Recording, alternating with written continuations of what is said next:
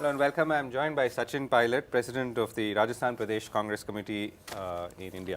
Sachin, thank you very much for joining us. So, what have you been up to before I ask you the other questions in the last 10 months? As you said, I'm the president of the party in the state, and we have a lot of work to do to rebuild the party, and we are in opposition not just in the center but also in the state legislation.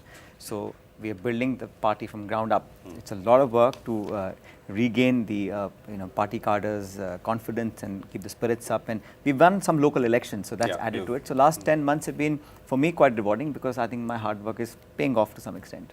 And what are the 2 or 3 key lessons that you've learned from the reverses that you've had, particularly at the local level, if you were to look at what... Well, I think this country, and Rajasthan as part of it, has changed dramatically. There is a paradigm shift now in what people expect in terms of aspirations, expectations, policy making, response of government. The sensitivity issue, the quotient is very high. So one has to keep those realities in mind before you launch on a campaign or you try and fight and win elections. And the Congress party, I think, over the last 130 years has been quite good at adapting itself. And we have to be competitive. At the same time, being an opposition gives you the freedom to be very vocal about many things that perhaps while in government we were, in the elbow room wasn't all that much. So the lessons have been quite rewarding, and I think this new government has been there for 10 months.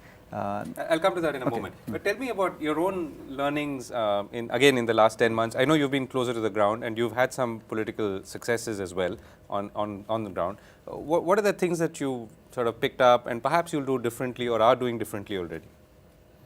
Well, I think losing an election is not the end of life.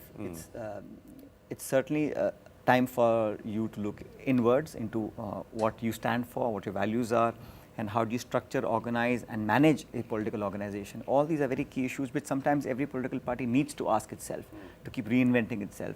And I think with the younger people, the Congress needs to do a lot more to really to endear itself to the younger generation of Indians. And people in this country, 3/4 of which are young people, need to be able to understand what Congress party stands for in the 21st century background, not what it was before independence and what we stood for the freedom struggle.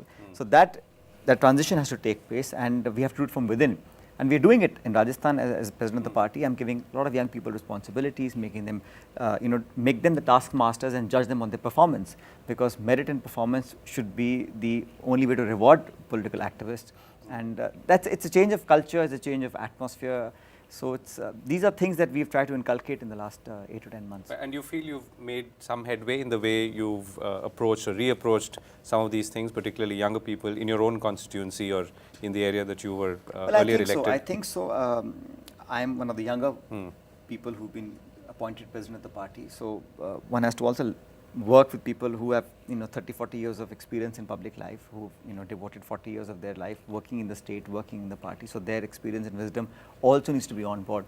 So one has to manage all those things. I think it's too early to say that I'm very happy with what we've achieved, but yes, we made some tangible progress, which is indicative of things how they will be in the next few years. So that gives me hope, and it also gives me the encouragement to go on and work even more harder. And let's say if I were to ask you about one thing that you're doing differently now in the region that you are present in, or in the region that you're sort of working most on, versus what you were doing earlier, what would it be? One is that now in the Congress party, and as president, we have to reach out to people.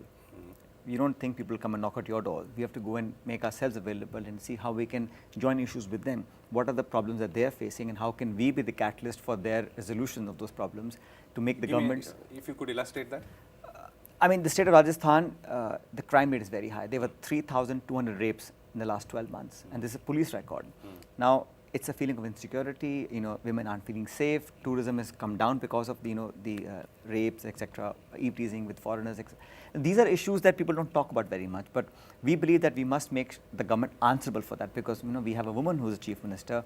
She was also the home minister for 7 months, and when rapes are happening and with blatant in daylight these things are occurring, those issues of law and order, of farmers, issues of people not being able to access basic amenities in life, how can we be their voice? Because as opposition, it's our job to ask those very important questions to the party and government. You're saying you're picking up some of these issues in far more aggressively than perhaps you would have done it in the past. I won't say aggressively, but more pragmatically. I mean, we are not making philosophical statements, we are not making big long promises and speeches.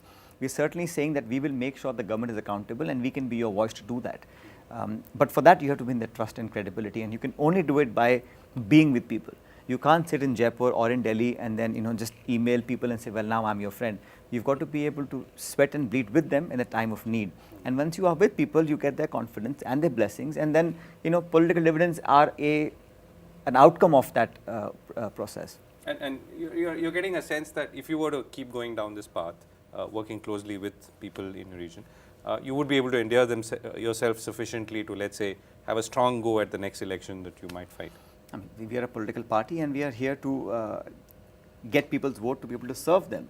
Now, I won't be as pompous as to say that, yes, we will score the next electoral victory because we've lost very badly. When I took charge, the circumstances were such that we had never got as low a number in the assembly as we had. We had 20 out of 200.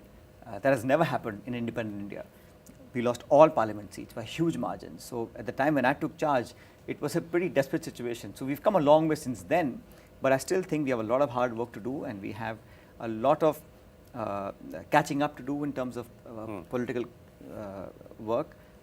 But I'm very hopeful. But I think it's a bit wrong to take things for granted and to say, well, because I'm going on this path, 4 years later, my party will be in power. It most certainly will be my endeavor to do it, but I don't think one can. But you're also sort of calibrating yourself for a long battle. I mean, which is good, I guess. I think there are no small battles in politics. If it's a battle about the people, it'll have to be a long one because there is no shortcut to success except hard work. One has to really work hard to be able to be successful. Right, that's nice to hear. So, and let me sort of ask you for a small report card of the last 10 months that you've sort of seen this government, which I heard you saying came in with a lot of flourish, promises, rhetoric. Expectedly, not all of that was expected to convert into action, but there still seems to be a gap. But let me sort of ask you to list it out. There's an economic report card and there's a social report card. How would you rate the 10 months of the Modi government? See, in terms of policy making, a lot of the announcements that we see today are not totally brand new ideas. I mean, they've been there in our government. They've perhaps been, there's more ad spend on the marketing. For example, Digital India was launched when I was minister in the IT department, and skill development program was launched by Dr. Manmohan Singh 4 or 5 years ago. So these aren't brand new ideas. These are necessary tools for India to be able to take on the 21st century challenges. In terms of what the BJP had promised before it came to power, I mean, that's a very long list. If you look at the speeches that I've heard some of the members make, even our Prime Minister today, when he was the PM candidate, the speeches that were made about 100 days, black money, 6 lakh crores will be brought back, 15 lakh rupees in every family's account will be deposited, we will eradicate corruption. I mean, he's lucky that the oil prices have tumbled to 1/3 of what they were when we were in government, but that does not ensure the long-term longevity of policy making. I think the fiscal deficit is not what it was. Mr. Jaitley tried to do whatever best he could, but I don't think he's been successful. So there are a lot of issues that were committed, and the promises that were made, perhaps in the whole charged up atmosphere of campaigning and winning the election at any cost. I mean, promises were made about jobs. India needs 18 million new jobs every year just to sustain the current level of unemployment. Okay. Now, Make in India is a good slogan, but Make India will happen in states. And states are run not by the BJP. That's why in the upper house in Rajya Sabha, BJP has no majority. Now these states have to be taken on board. You have to have a UP and a Bihar and a Bengal on board for Make in India to really take shape. You can't do it by diktat of a policy making in Delhi. It's a great slogan and it reads very well in the Wall Street Journal, but how much of it will actually take effect on the ground remains to be seen. Okay, so you're saying two things, if I heard you right. There are a couple of good ideas that came from your government, but they've been sort of grasped and sort of no, I'm quite happy about the continuation of the ideas. Yeah. But the second part you're saying is that there are only a couple of slogans which have, new slogans which have emerged, but those new slogans have really not yet become reality or will take a while to become reality. So I'm just trying to understand. So on the scorecard, where are you? I think it's too early to give points on scorecards because 10 months is not that long a period, but the signs suggest that this government is not that interested in having a consensual approach. It's not interested in taking parliament along. It's happy to issue ordinances. It's happy to to dictate with a stick as to what needs to be done. But you know, getting a majority in parliament is not the be all and end all of democracy. You need to have people's concerns on board, and our social fabric has taken a beating. I mean, I think the level of insecurity, the kind of incidences that have happened, the kind of rhetoric you hear some of the BJP leaders talk about, you know, like Mr. Sakshi Maharaj or Yogi Adityanath, the kind of rabid statements they make, it's a bit uncomfortable to hear that. And what is more disconcerting is that fact that nobody from the leadership position is actually going out and saying, no, this must stop, this is absolutely wrong. Yeah. And when that doesn't happen, you know, keeping quiet means you're actually. So you're clearly marking this government down on the social side. I think so. Okay, but on the economic side, you're still giving some leeway for. Because it's been 10 months, it's been only one full budget, and you know, we left the economy in pretty good shape. The last 10 years of our government, out of the 10 years, 8 years we had a GDP growth rate of more than 8%.